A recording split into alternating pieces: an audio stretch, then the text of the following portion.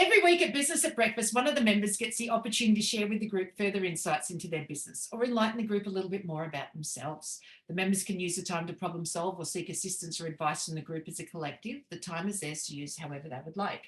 Today we have the wonderful Carolyn Hobbs from Carolyn's Card Box. Carolyn lives over in the UK. So Carolyn's is a card specialist. She lives over in the UK and she writes greeting cards for people all over the world. Caroline can be, now when I say that, when she writes greeting cards for people all over the world, meaning she writes for people all over the world, but sends it to people who live inside the UK.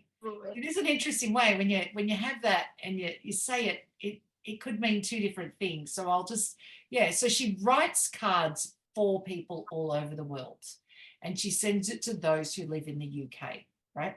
So Carolyn's easily found on Facebook, but she's been doing this for a while. It's been great. I think you've been here for most of this year. If I go back and check the stats, Carolyn, it's crazy o'clock for her.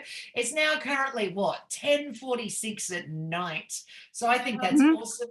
It's the same with Jim, who's over in Scotland as well. Crazy o'clock. Welcome aboard, Caroline. It's been a while, but I've been so excited to have you in as a speaker today. So with that, I'm going to let you take it away. Kathy's got the timer on, and so it starts at 8 minutes. If you're less than 8 minutes, then we just have more time for questions. With that, I'll let you take it away. Okay, thank you very much. So history of how this came about, how I got around to sending these cards out. I used to be part of a network marketing company that sold greeting cards. I still am a sales card person and occasionally go along to fetes and fairs with my cards. Then further along the line, COVID comes along and closes everything down. I had loads of stock and of course people still wanted cards, so pop-up shops in the gardens over here. People still needed cards sending to their families in the UK, but of course postal services around the world were affected because the planes weren't running, so it was a bit of a logistic nightmare. So as time went on, COVID is a little bit in the background, but obviously is still about. But obviously people are still needing cards. It's actually cheaper and faster for me to write a card, birthday card or whatever card it might be, to send it from the UK to the UK, which takes approximately a week, as opposed to sending it from countries like Australia, USA, South Africa, where it wouldn't leave because the postal service is rubbish. It would take about 4 weeks. So a week compared to 4 weeks is quite a saving, and it's less stress for you. So the service really it came about by accident because of all the happenings around the world. So this really is a sort of concise history of how Carolyn's Card Box came about and what it is now. A question for you. Are you late at sending a card out? £4 and I can write the message for you. Or if you want to write a letter or an email, I can print that off and put that in the card. So it's a double whammy. Do you have a relative in an old age people's home over here? They do love receiving cards and letters in the post, and they can show it to their friends. Do you have young nieces and nephews over here? They absolutely adore receiving cards in the post. So it's just so much cheaper for me to write the cards and send the cards for you. 100%, Caroline. I have to say, thank you so much. I until very recently, my best friend and I, so my best friend, we met when I was 16, so she was 18. We started working at supermarket. Well, I started working at the supermarket. She was already there. That's how we met. I'm now 47, so what are we looking at? 30 years later, only recently have we stopped writing physical letters in the post to each other. That's why we lived in the same town, that was fine. But once we reached about 30, we weren't in the same town. So we'd start to write letters back and forth 1 week at a time. And just recently, I've noticed in the last year that we really haven't written letters. And I went to write one the other day and I've gone, $1.50? What's going on? Like, how did this all happen? Because I think at the time, going back, well, quite some time ago. I mean, I remember when it was 65 cents. I remember when it becomes 70, 75 cents. But $1.50 to send a letter. Plus, of course, you're doing the printing that. She's not on Facebook or YouTube or anything like that. She's not on Facebook. She doesn't have emails. She's got no digital footprint. She's just turned 50. She's got no digital footprint at all, which is kind of remarkable. And so it's not like, so otherwise we have to text message, but it's not really a method. So it's been quite interesting. I can hear what you're saying in regards to letters, but then, yeah, when COVID hit, it took a long time for those letters to go back and forth. And I've moved to a smaller town and it takes a lot longer. So I think that she hasn't written, and I think, geez, I better write and see what's going on. Then, of course, you get a rush of letters because everybody thinks nobody's written anymore. So I really like the idea of, if you know someone in the UK, get you to send the letter from UK to UK rather than from Australia, because yeah, it takes a good 4 weeks, I reckon, more than 2, to send it to UK as well. So I suppose the first question would be for the group really is, put your hand up if you know anyone in the UK. Right, there you go. Look at Pat going, right? So if you know someone in the UK, then Carolyn becomes your girl if you want to send out a letter. Of course, if we're all sitting there going, I don't know anyone in the UK, we can understand the concept, though, of something like that. Adrian, you've got your hand up? Yeah, you can send me a letter to the UK, Misty, via via Carolyn, because I live here now. How cool is that? We could all write to Adrian. Actually, we can all write to Jim. We should all write to Caroline and ask her to send it in the post and then expect to see There it. you go. She could get her own mail. That's cool, right? So your job is to give your address to everybody, you too, Jim, and just say, I'm over in the UK. This is my address. Send me a letter, right? And then just ask, and then just flick us an address, and either you get a letter or you won't, but that's kind of cool, right? That's very cool. All right. Anyway, I've got a question for Caroline. Don't be shy. Yeah, Kathy, don't worry, they'll get there. Kathy. How do you determine your pricing? Is it labor intensive to create these cards? And do you charge by the hour or by the item? So I don't create them. Some other wonderful artist in the UK has already designed the card, and I buy them in.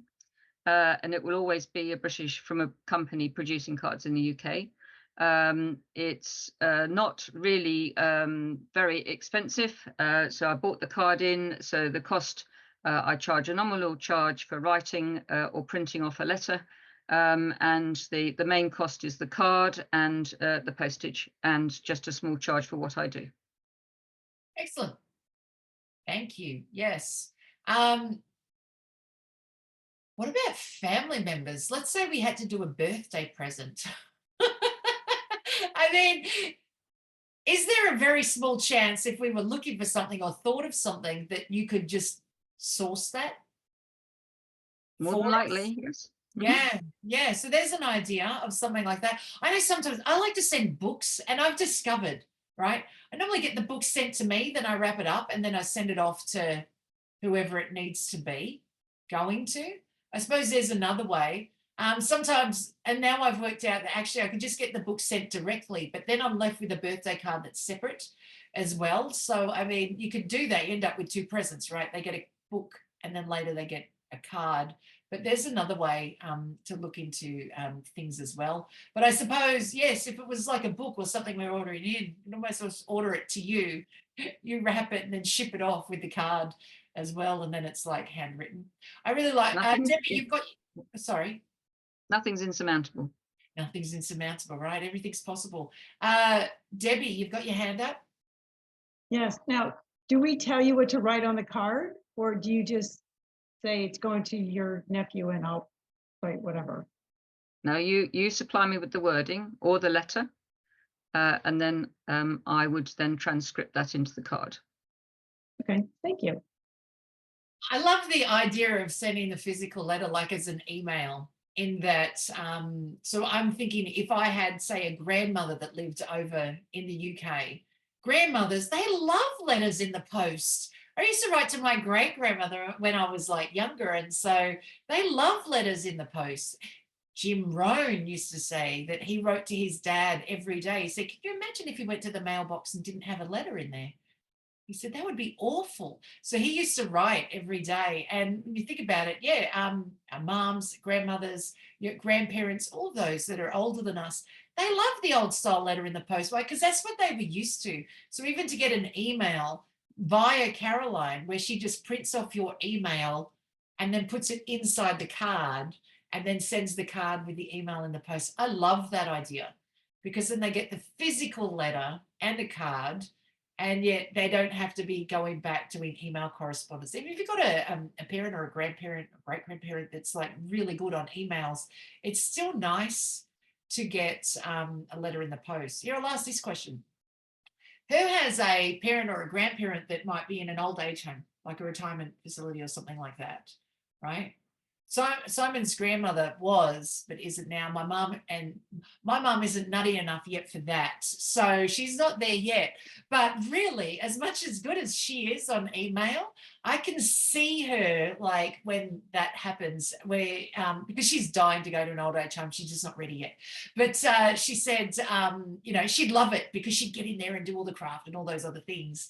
But I can see her, if she was to get physical post, she'd be going, oh, I got a letter from, and then to get physical post, you get to sort of share that with everybody as well, which is slightly different to going around going, oh, so I got a new email today, you know, to actually walk around with a physical letter as well. I really love that. Thank you so much, Carolyn, for being our speaker. Thank you for inviting me. It's been a pleasure.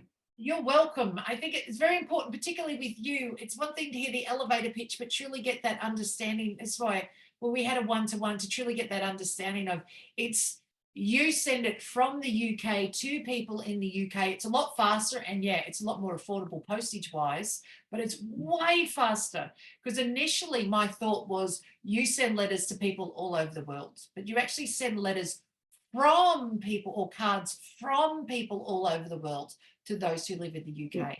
That's a very cool service. So thank you so much, Caroline, for that. Adrian, you got your hand up? Yeah, my address is in the chat, so I'm expecting about 20 letters next week via Caroline. So. Perfect. Perfect. I love that. That's perfect. Well done, Adrian. Oh, quick question, Caroline, how do we pay you? Like, how, do you do it an invoicing system through, you know, Square or something, or how does that work?